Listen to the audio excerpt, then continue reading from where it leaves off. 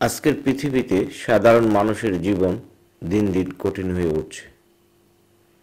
Corporate ব্যবসায়ীরা আর রাজনীতিবিদদের আতাতে মানুষের মৌলিক অধিকার যেন হারিয়ে যাচ্ছে। ব্যবসায়ীরা নতুন নতুন কৌশল বের করে শুধু নিজেদের মুনাফা বাড়াতে চায়, আর রাজনীতিবিদরা সেই কৌশলকে নীতির আড়ালে বৈধতা দেয়। ফলে ভুক্তভোগী হয় সাধারণ মানুষ।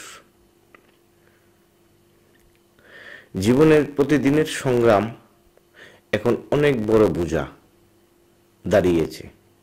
নিত্য প্রয়োজনীয় জিনিসের দাম আকাশ ছোঁয়া, শিক্ষা আর স্বাস্থ্যসেবা সাধারণ মানুষের নাগালের বাইরে।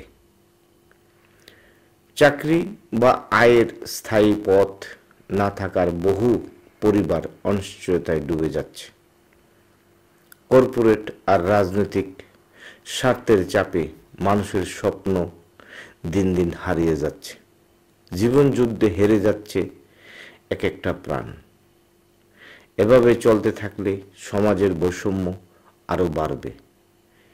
অল্প কিছু মানুষ অগাধ সম্পদ আর ক্ষমতার মালিক হবে, আর সংখ্যাগরিষ্ঠ মানুষ বেঁচে থাকার লড়াইয়ে ক্লান্ত হয়ে পড়বে। এটা হতে পারে না।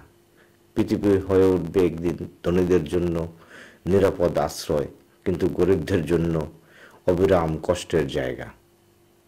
এটা কি বাস্তবসম্মত? এই চিত্র পাল্টাতে হলে দরকার ন্যায়ভিত্তিক নীতি, সৎ নেতৃত্ব, ব্যবসায়িক নৈতিকতা। মানুষ যদি মানুষের জন্য না ভাবে, তাই এই পৃথিবী কার জন্যই টেকসই হবে না।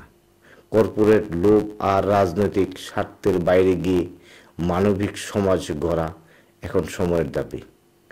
ধন্যবাদ সবাইকে, ভালো থাকবেন।